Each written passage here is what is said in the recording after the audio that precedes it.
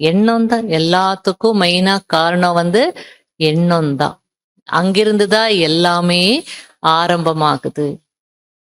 மனசுல நினைச்சிட்டீங்க முடியாது, முடியும்னு நினைச்சிட்டீங்கன்னா எப்படியாவது அந்த காரியத்தை என்ன பண்ணிடும் செய்திருவீங்க.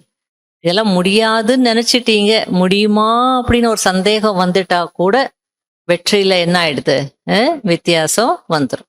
ஆகையால பாபா ஏதாவது ஒரு நினைவு, நான் நேத்து சூரஜ் பாய் சொன்னார் இல்லையா, நான் மாஸ்டர் சர்வசக்திவான், சிவசக்தி இல்லையா, நான் பயமற்ற ஆத்மா, நான் பொறுமையான ஆத்மா, ஏதாவது ஒண்ணு ஒண்ணு சாந்த சொரூப ஆத்மா, ஏதோ ஒரே ஒரு நினைவு ஃபுல் டே இருந்தது அப்படின்னா அப்போ வந்து எவ்வளோ சக்திசாலியாக இருப்பீங்க.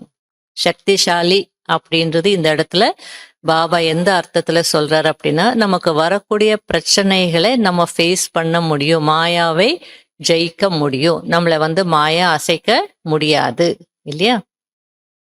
அதாவது பொதுவா உலகத்துல சொல்லுவோம், ஜெய்சா தேஷ் வைசா வேஷ்.